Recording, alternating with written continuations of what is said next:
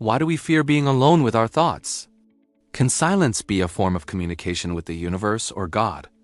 In a world overflowing with noise, where every moment is filled with sound, there was a man named Ilara.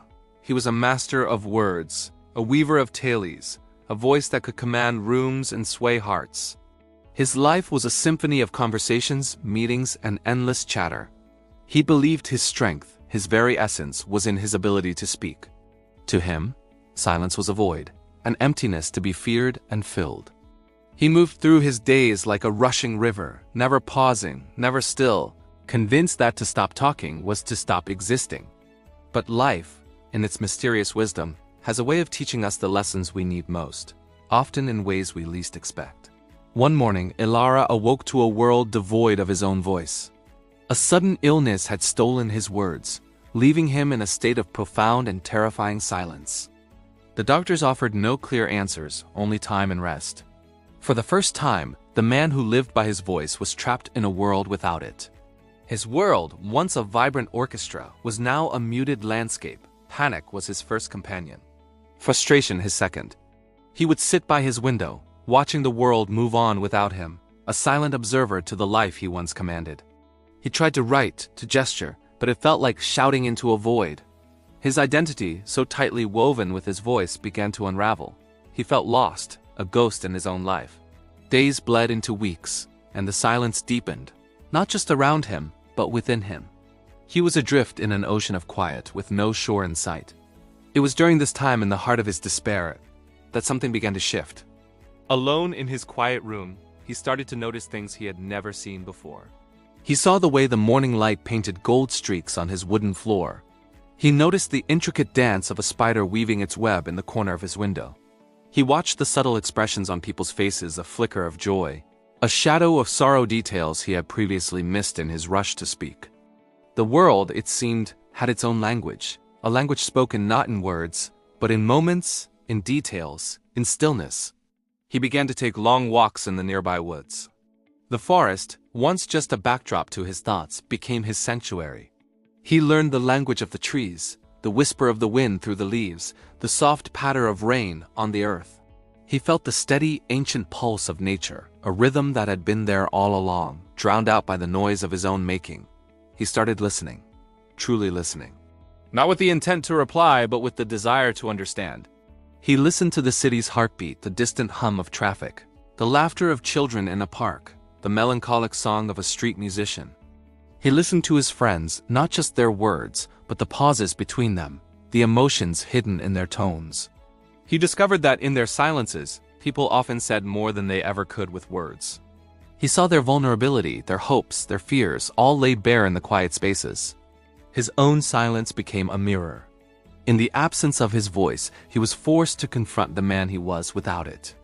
He journeyed inward into the vast, uncharted territories of his own soul. He found echoes of old pains, whispers of forgotten dreams, and a deep, resonant peace he had never known. He realized that for years, he had been using his voice not to connect, but to hide. He talked to fill the space, to avoid the discomfort of his own thoughts, to project an image of a man who had all the answers. In the quiet, he found a different kind of strength. It wasn't the loud, commanding power he once wielded, but a calm, unwavering presence. It was the strength of a mountain, silent and steadfast. It was the clarity of a still lake, reflecting the sky without distortion. He learned that true connection wasn't about having the right words, but about creating a space where another soul could feel seen and heard. One afternoon, as he sat by the river, watching the water flow endlessly, a thought crystallized in his mind. He had not lost his voice. He had found it. His real voice wasn't the sound that came from his throat, but the presence that emanated from his heart. It was the empathy he felt, the understanding he offered, the peace he now carried within him. Months passed. And then, as quietly as it had left, his voice began to return. It started as a whisper, a fragile thread of sound. Ilara felt a surge of joy, but it was different this time. It was not the desperate need to fill the void, but a gentle gratitude. He had a choice now. He could speak, or he could be silent. Both were forms of expression. Both held power. When Ilara finally spoke again, his voice was changed. It was softer, slower, more deliberate. It carried the weight of his journey, the wisdom of the silence. He no longer spoke to command attention, but to offer comfort.